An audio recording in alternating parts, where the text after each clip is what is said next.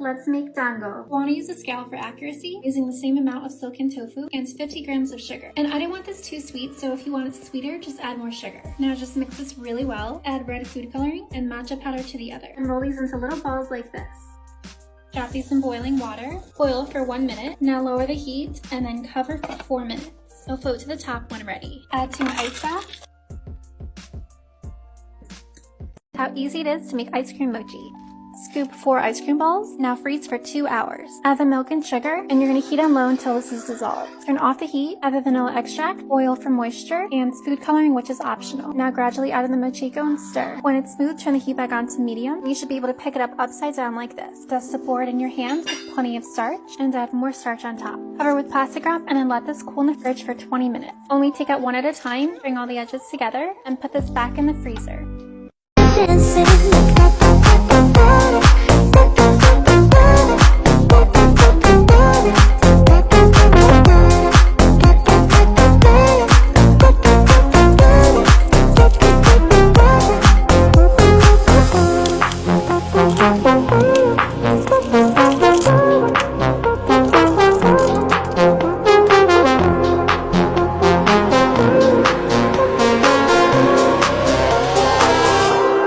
Let me take you dancing, two step to the bedroom. We don't need no dance floor. Let me see your best move. Anything could happen.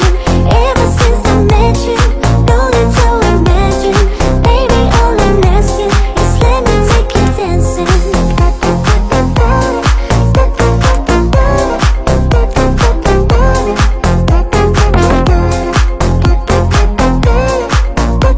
Let's make mochi. 1 cup of rice flour, 1 cup of water, 1/4 cup of sugar. I'm flavouring mine with rose water.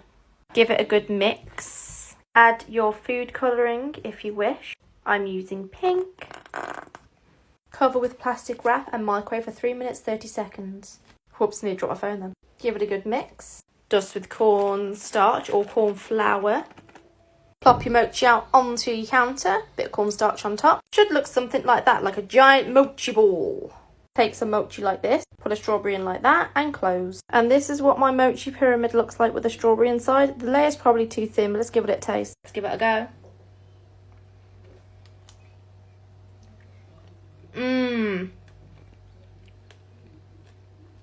That is incredible. Like, literally. It tastes so good and just like mochi should. I know a lot of you don't have sweet rice flour to make mochi, and a lot of you asked me if you can use regular all-purpose flour. I always thought the answer was no, but I decided to try it out myself. When all the ingredients are mixed well, just turn the heat up to medium and continue stirring that for 3 to 5 minutes. I was worried at first because it really wasn't looking like it usually does, but give it some time and it'll come together. Because this is regular flour, it's not sticky, so you don't need any starch to roll it. So cut your dough into pieces, add a little Nutella to a strawberry, put that in the middle, and then pinch off the excess dough. I was really surprised because these actually taste really good. It's more doughy than usual mochi, and it does have a different texture, but if you don't have glutinous rice flour, then maybe you can give this a try. Today I'm going to show you how to make strawberry mochi ice cream, one of my favorite desserts growing up. You're going to start with a sheet of parchment paper and you're going to use that to line a miniature muffin tin, and then you're going to create ice cream balls that you're going to stick in the freezer. Then you're going to take some sugar, some sweet white rice flour, and freeze-dried strawberries, a little bit of water to create this beautiful batter. You're going to stick that in the microwave not once but twice until you achieve this sticky mochi dough without any food coloring. And then you're going to add some potato starch on your cutting board, and you're going to flatten this out into a 1/4 inch thick sheet. Use a small bowl to create discs, and you're going to use those discs to wrap your ice cream balls. You're going to dust this with a little bit more potato starch, and then you're going to stick this back in the freezer for 2 hours. You're going to take that tray out and pop one out with a knife, cut it open and split it in half, and all of a sudden, you're going to be transported back to the summer days of your childhood. Yum.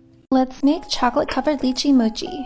Start by dipping it in chocolate and then let that set in the fridge. Then gently heat 1/2 cup milk and 1/3 cup sugar until it's dissolved. Turn off the heat and add 2 teaspoons of coconut oil, 1/2 teaspoon vanilla extract, and slowly pour in 1/2 cup of mochiko. Then turn the heat back on and continue mixing for about 5 minutes. And it's ready when the dough is smooth, thick, and elastic. Then you're going to use a lot of potato starch on both sides. Cover and let it rest for 15 minutes in the fridge. Stretch it out, cut it into pieces, and cover your lychee with the dough. And you don't have to use lychee for this. This works with any other fruit too. Okay, the flavor of this mochi recipe is amazing.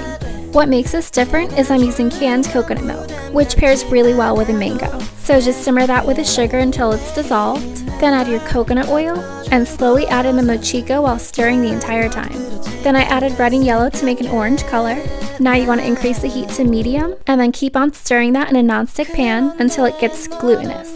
Now I'm using potato starch to dust the board in my hands, and this is going to help me stretch out the dough. So just flatten it, flip it over, and then keep on doing this until you reach your desired thickness. Now I'm going to take my ripe mango and cut it on both ends, and scoop it out of the skin, and you just want to cut your dough into halves. Now wrap your mango half into the mochi, and you can dab it with some water to get it to close. Then you want to dust that with some more starch so it's not sticky. These are really the cutest thing ever, and the canned coconut milk makes it taste amazing.